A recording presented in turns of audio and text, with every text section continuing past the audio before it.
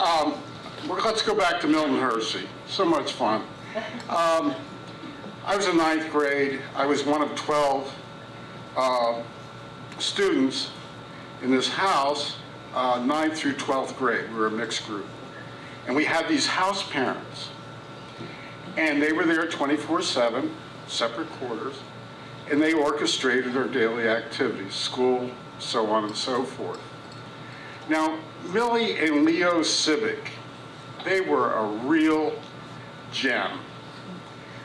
She was a yeller and a screamer, and he was the king of profanity, vulgar at best. I believe that these two married when he was having a middle-life crisis and she was going through the throes of menopause. Anyway, so much for Millie. Let's talk about Leo. We were driving past a pasture, and there was a herd of cows. And he referred to these herd of cows as effing T's. Well, I knew the effing word, but I wasn't sure about the T word. So in school the next day, I found my friend Stanley. He knew all this stuff, and he knew the answer to that for sure. Now, this guy was really smart. He was from Altoona, and he knew everything on sexual plumbing of both sexes. This kid even knew what a fallopian tube was.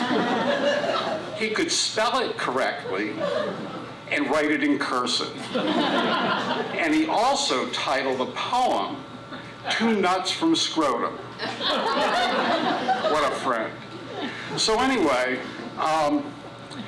we were at Catherine Hall. We finished up a basketball game at 2 o'clock in the afternoon.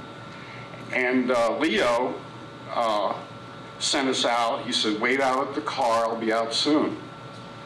Now, this particular day was 90 degrees, and the humidity was like a London fog. So we get out to the car, which is a 1960-something stretch station wagon. It will seat 18 people. So we get out there, and two of the seniors, now you gotta think Orwell's Animal Farm here a little bit. They call the shots, and they break away, and they have a short discussion, and they come back, and the one of them gets in the front seat of the car, and he's doing something with the horn, and he's underneath the dashboard. And the other kid says, "I want all of us in the car. We're going to give Mr. Leo Civic a very unpleasant surprise." He says, "Everybody in the car, and I want you all to fart." Now, farting amongst we orphans was a rite of passage, pun intended.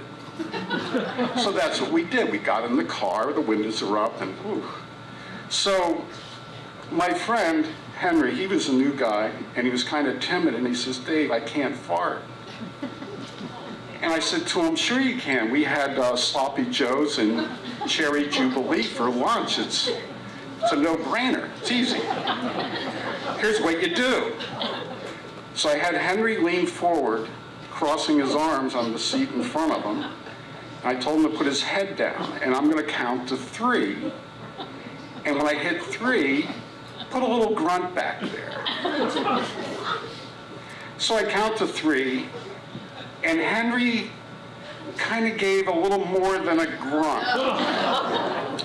He literally deposited the entirety of his lunch into his Fruit of Looms. And stink? Good Lord. One kid yells, "Henry shit his pants." It was a gag fest. And here comes Leo. Well, Leo comes over, he gets in the car, he closes the door, and he's about to key the ignition when the stench hits him. He reminded me of the painting the screen, Munch's painting the screen. And then, in unison, we all said, "Surprise, Mr. Civic." And then, remember the first guy that was in the car? he engages the horn. Wow. Leo went into a full-blown rage. Cursing, he's banging and pulling on the steering wheel. He couldn't get the horn to shut off. I thought he was going to pull it out of the steering column. He gets out of the car. We all follow him. Thank God to get out of there. He lifts the hood of the car and he starts yanking wires, hopefully to silence the horn. It was crazy. He got a hold of the distributor cap and he threw that out in the parking lot. He looked like a bulldog in a flower bed. And finally, he got a hold of the correct wiring. And there was a moment of silence. So I suppose if there's a moral to this story, if you have a job to do and there's a manual, read it. In the event that there isn't a manual, think about what you're getting into. Or you might end up like Leo, in a proverbial world of shit. Peace.